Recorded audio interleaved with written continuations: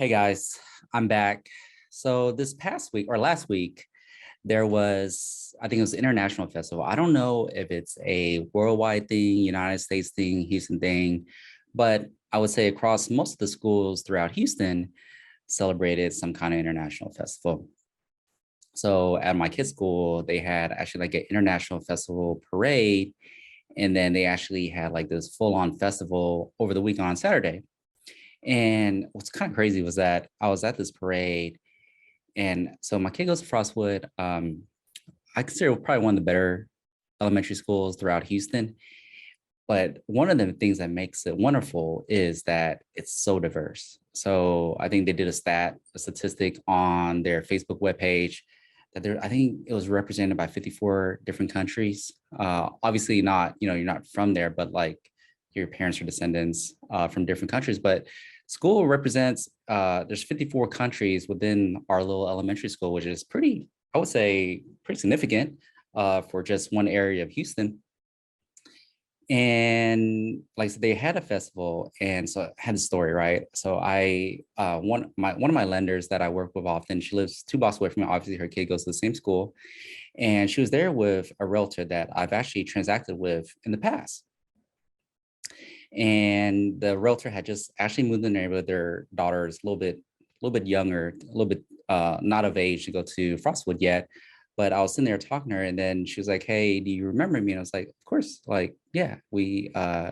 She was like, "You were listing it." I was like, "Yeah, I know, for 2603 Maverick Park, which is the address of the property." And she's like, "How did you remember that?"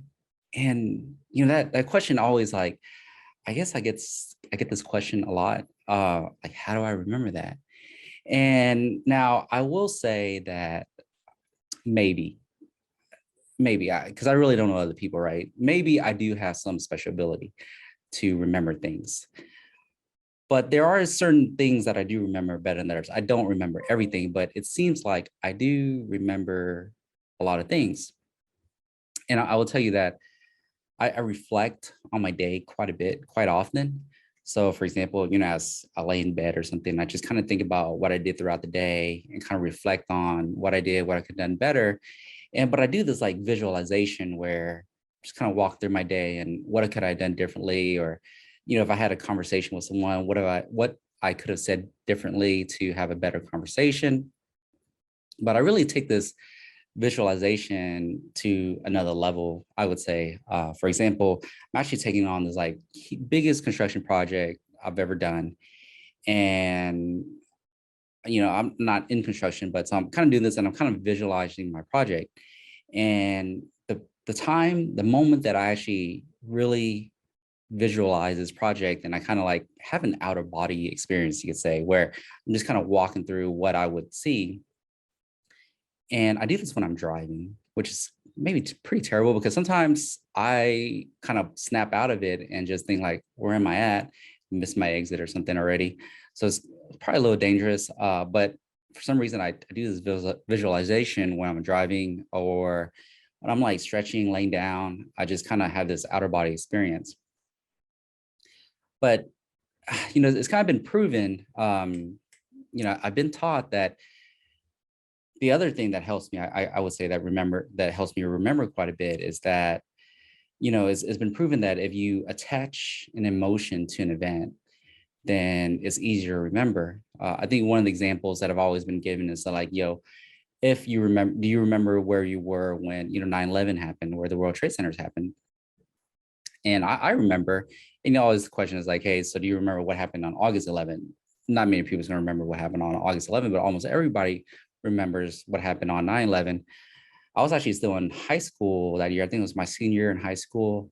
And I remember I was actually walking right in school. I think it happened like 9 o'clock Eastern time, so 8 o'clock Central. So I was just getting to school, getting to my class, or just got to school. And then, there's all this talk like, hey, something happened in New York. And I actually have family in New York. And I guess to even further, I actually have family that worked in Manhattan, that lived in the Bronx.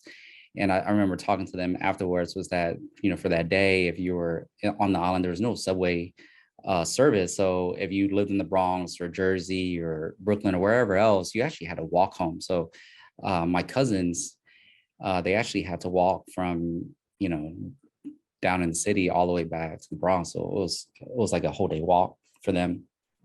So that, some helps me remember, that day. And like I said, that day I was just walking to school and trying to figure out, and like, oh, I do have family there. So it just kind of helped me remember a little bit more. But anyways, back to my international festival story. So this agent, she's like, how do you remember that? And it's funny because in my own office with my own employee, I've kind of been working on communication. But I'm one of the things that helps me. So I will say, like I said, I was saying that I feel like I do have a better memory. I do remember things. It's not always a good thing. I would always tell people like, Jerry, how do you remember? Like, that's so awesome. They remember, like, no, if they're great things or good things, remembering them is amazing. But sometimes when bad things happen in your life, sometimes you just kind of want it to go away, leave you, and rather than lingering on, prevents you from sleeping, stuff like that. So you definitely, it's definitely a blessing and I guess you could say a curse at the same time.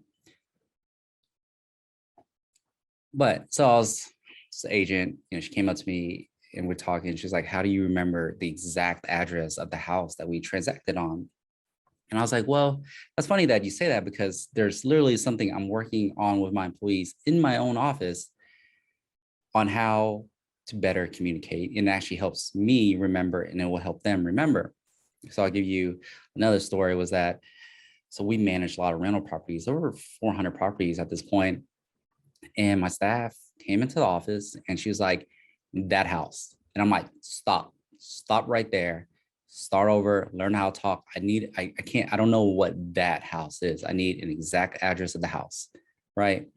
So then she like kind of resets and she's like, that house, that lady. And I was like, shut the front door, go back to your seat and learn how to talk.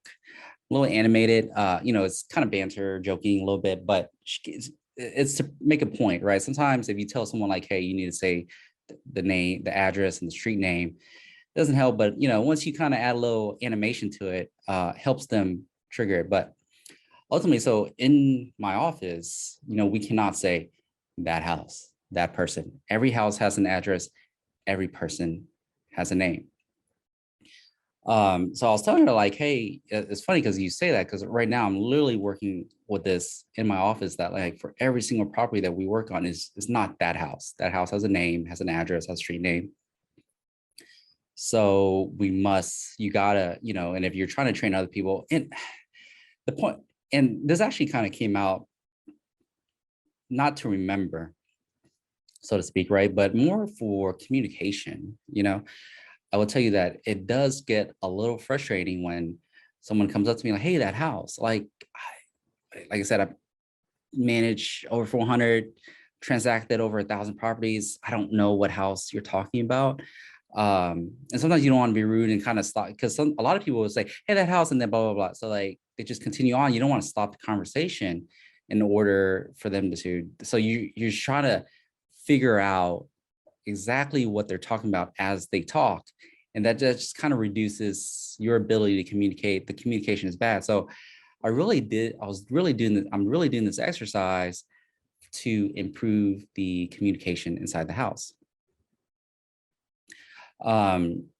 So that's one thing to kind of help, if you're really trying to improve on remembering certain things, like I said, actually repeating stuff. Like, I've been taught, I don't know, I've been taught this a long time ago where, hey, when you introduce yourself, like someone introduces themselves as like John Smith, like, hey, John, my name is Jerry. So you actually repeat their name so you can remember.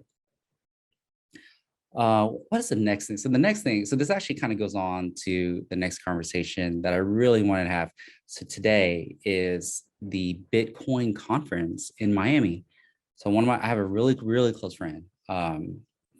And he asked me to go. It was actually part of his kind of birthday celebration, but I wasn't able to go. And, he didn't ask just me, but he asked, I guess, our group of friends to go. And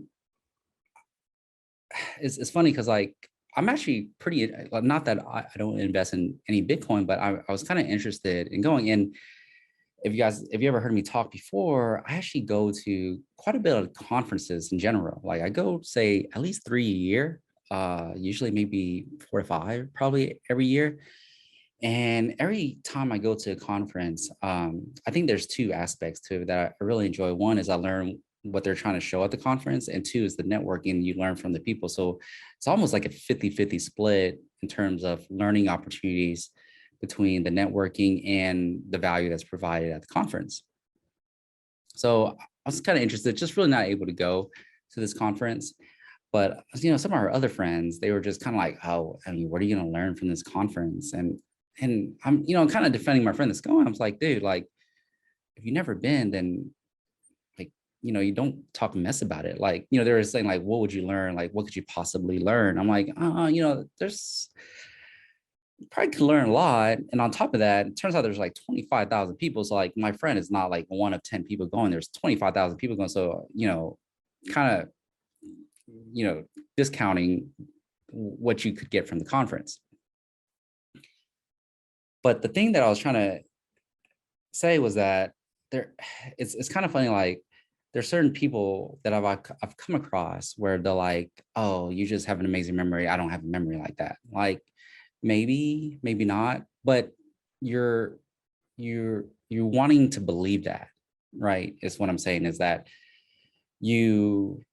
if you don't feel like you have a good memory, that just doesn't mean that you just kind of like give up and like, oh, I'll never have a good memory. Like there's things you can do, just as I had described a second earlier, where you can practice always, whatever industry or whatever you use on a regular basis, that you make sure that you address things the way they are and stop saying that house, that person. Like you actually got to use people's names. So you can't just kind of be defeated and say like, oh, well, I'll never have a good memory. You can always improve. So I guess, to me, what I don't know is an opportunity for me to learn something new. And so like I was saying, like my friend that's going to Bitcoin, I wanted to go, just wasn't able to go. But like, I think it's really awesome that he's going, like he's improving himself on something that maybe he needs improvement on, learning Bitcoin or whatever other industry conference he is. But I have other people that just never go to conferences. They just don't see the value in it. They don't see the value in it, but at the same time, they've never been to any. So, you kind of fall victim to what you think, what you believe you are, or what you think you are. Funny, because I actually have here's another story, and it just kind of proves me these things, that people ultimately you fight for what you believe you are, rather than like just letting you be who you are. One of our friends was, we're talking about cars, it's in the chat, and we're talking about Porsches and how my friend, Porsches are nice, but it was actually a really good analogy. I never thought of it like this, was that Porsches are kind of like Apple, where, you get the car that you want. It's kind of like similar to an iPhone. You get the phone you want, but there's certainly an upcharge. Like everything works very nice together. It's a nice vehicle, such as a nice phone, but there is an upcharge, or there's like a premium for having it. And he never thought of himself as being that person that has an Apple. He doesn't use an Apple phone. He uses an Android phone. He hacks it, or I can't remember. They hack it where he can do other things with it.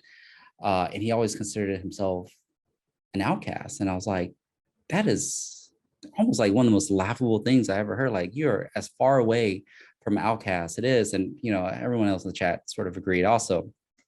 Anyways, my point is, so number one, right, is that if you want to remember things, right, or remember things better, is that you can start, there are certain exercises and methods when you speak, and it'll also help you in your communication, is to repeat things to yourself and as you talk to others. If you use, abbreviated words and stuff to get there, it's probably not going to help. Number two is that just because you believe that you're not good at something doesn't mean that you cannot get better at it, right? Number three is that, like I said, my kid goes Frostwood and Memorial. So if you guys are looking for a house in Memorial, I'm the guy for you. Until we talk next time, hope you guys enjoyed the video. Thank you.